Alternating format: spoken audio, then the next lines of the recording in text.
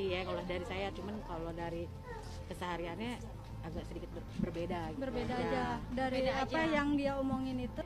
Yang saya nggak suka mungkin dari warga ya, yang dia bilang katanya dengerin ngaji, dengerin salawat gitu. Maksudnya jangan hal seperti itu dimasukin ke media gitu. Kan tujuan kita kan kemana? Tujuan kita permasalahannya apa? Nggak usah tujuannya ke situ gitu. Jadi kita tahu sehari-harinya gitu loh, sehari-harinya dia, dan nggak sesuai sama yang dia omongin, sama kenyataannya tidak sesuai. Tapi kalau kita sesuai, kita nggak mungkin, maksudnya nggak mungkin bisa komentar seperti ini. Kita nyata-nyata aja deh kalau ngomong gitu. Jadi bukan kita berpihak ke Baim, kita berpihak ke Pak Suud, tidak. Cuman caranya berbeda, caranya juga salah. Itu aja sih. Ya kemarin itu kan dia bilang katanya dagang. Udah gitu katanya dia juga kakinya sakit. Udah gitu juga katanya dia ngebiayain saudaranya yang di mana sih? Ada deh, pokoknya ada di situ, kakaknya dia dan juga anak-anaknya katanya kan. Dari mungkin kalau untuk bantuan ya, makanya saya bilang jangan salah milih bantu orang, dilihat dulu kenapa harus bapaknya yang kerja, kenapa nggak anak-anaknya. Yang bikin saya keberatan sih itu. Mas kan juga nanya dagang, ya kita juga bingung ngejelasin nih kalau dagang karena nggak pernah kelihatan. Itu urusan pribadi dia, mungkin dia nggak mau terlihat. Kita nggak tahu, di sini nggak ada yang tahu jual buku. Kalau kita orang nggak tahu, warga di sini nggak ada yang tahu. Makanya orang-orang pada nanya, emang benar jualan buku? Nggak tahu. Kita ini orang tidak pernah tahu ya. Nggak pernah. Karena dia jalan-jalan aja gitu. Dia tidak pernah namanya ibaratnya nenteng buku gitu. Apa sih berjalan? Itu enggak. Kita nggak pernah lihat. Sosok kakek Suhud kini tengah menjadi sorotan banyak pihak. Setelah video dirinya dimarahi Baim Wong viral di media sosial, kakek Suhud mendadak banyak menerima bantuan dari berbagai kalangan. Tak heran jika publik kemudian penasaran dengan sosok kakek Suhud dan mencari tahu akan kesehariannya, yang mengaku sebagai penjual buku keagamaan. Hal itu diketahui dalam video yang diunggah di kanal YouTube Intens Investigasi, Kamis tanggal 14 Oktober tahun 2021. Menurut keterangan tetangga kakek Suhud, mereka mengatakan bahwa selama ini tidak pernah melihat pria 70 tahun tersebut berjualan buku seperti yang ia katakan. Beberapa tetangga kakek Suhud justru mengungkap hal yang berbeda dengan pengakuannya di hadapan media. Kesehariannya agak sedikit berbeda dari apa yang dia omongin itu, kata tetangga kakek Suhud. Jadi kita tahu sehari-harinya dia, dan nggak sesuai yang diomongin sama kenyataannya, sambungnya. Dikatakannya bahwa ia tak mungkin berani berkomentar seperti ini, jika memang sesuai dengan kenyataan. Tapi kalau sesuai kita nggak mungkin bisa komentar seperti ini, kita nyata-nyata aja kalau ngomong, ucapnya. Terkait pengakuan kakek Suhud soal berjualan buku, para tetangga justru meragukannya.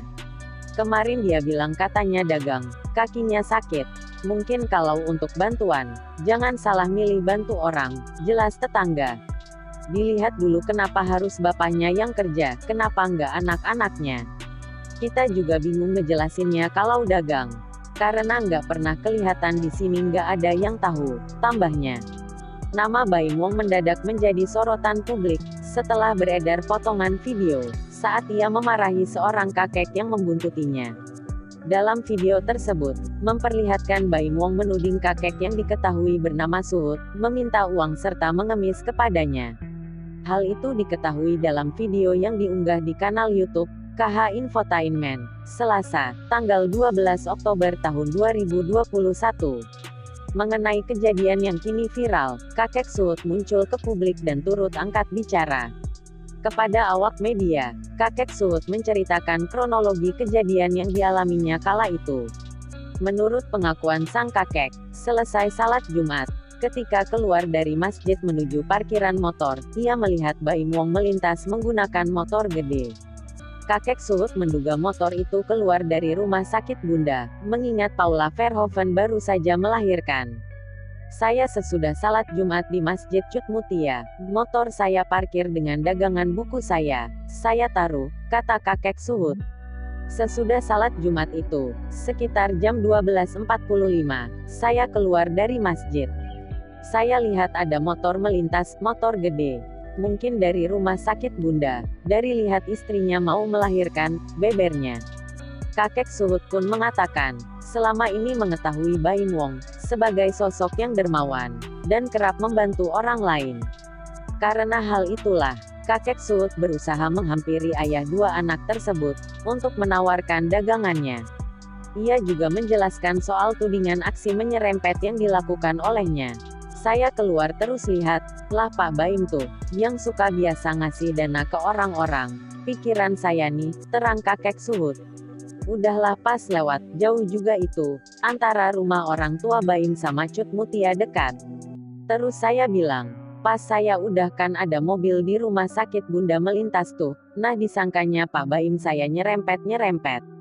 Mana mungkin, motor jadul nyerempet motor gede gitu, paparnya.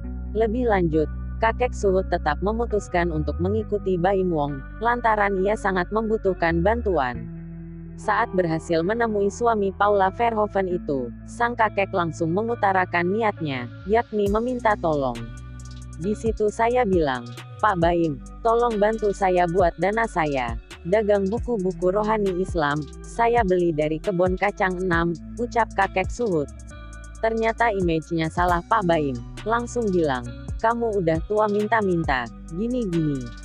Lihat itu pada kerja tuh, sambungnya. Mendengar teguran dari Baim, kakek Suhut hanya bisa terdiam.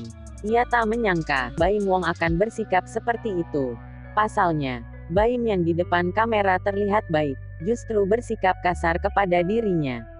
Kok begini caranya? Saya bilang, kok dilihat publik figurnya baik, kenapa ke saya begini? Ucap kakek Suhut. Terus di situ ngeledek saya gitu, ngasih duit ke ojol. Ada ojol berapa orang saya kurang ini, tandasnya.